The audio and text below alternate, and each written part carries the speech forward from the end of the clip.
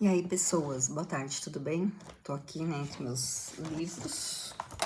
Ai, grudou um papel aqui. E aí, pessoas, boa tarde, tudo bem com vocês? Tô aqui entre meus livros, que é o que anda me rodeando aqui ultimamente. Esse aqui eu já falei, já fiz vídeo sobre eles, né? Do Freud, neurose, psicose e perversão. As 3 estruturas possíveis psíquicas, né? Ou seja, a gente tá aqui em alguma dessas, né? Ah, não, eu não tô em lugar nenhum, não. Ninguém é alecrim dourado. Todo mundo tá em uma dessas 3 estruturas. E aí eu tava em uma das, né? Não tem como estar em todas, uma das. E eu tava lendo um texto aqui que se chama Bate-se numa Criança, que fala, né, bastante sobre a fantasia, né?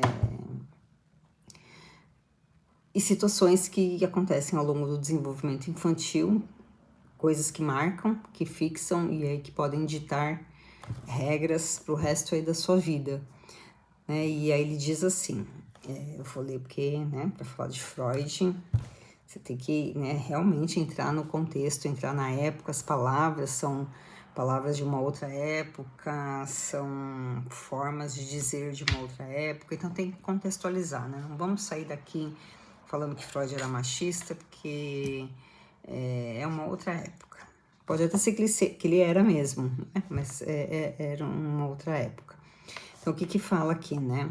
A representação fantasística bate-se numa criança, né, do texto, é admitida com surpreendente frequência por pessoas que procuram o tratamento analítico por causa de uma histeria ou de uma neurose obsessiva.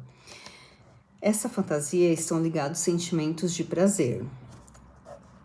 A admissão dessa fantasia só acontece com hesitação, a lembrança de sua primeira aparição é incerta, uma inequívoca resistência se opõe ao seu tratamento analítico, vergonha e sentimento de culpa são despertados,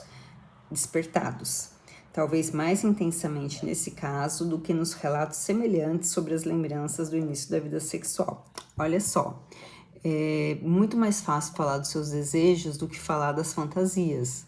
Vê se você conhece alguém aí que fala das suas fantasias. Pode falar dos desejos que tem, mas das fantasias ninguém fala. Quando uma criança observou na escola um professor batendo em outra criança, essa vivência reavivou fantasias adormecidas, caso estivessem dormentes, e reforçou caso estivessem presentes. Então,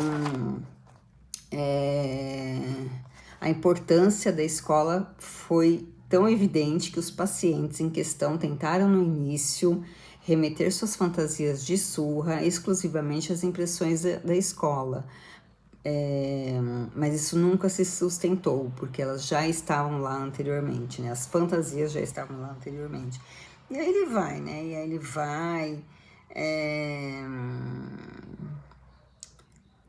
Ele vai falando aqui, mas o que eu queria chegar era nessa parte aqui, ó. A concepção de uma fantasia emergente na primeira infância, talvez por motivos acidentais e voltada à satisfação autoerótica, só pode querer dizer, de acordo com as nossas atuais posições, que se trata de um traço primário de perversão. Um dos componentes da função sexual... eu acho que eu vou cortar o vídeo, porque eu não vou conseguir postar. Peraí.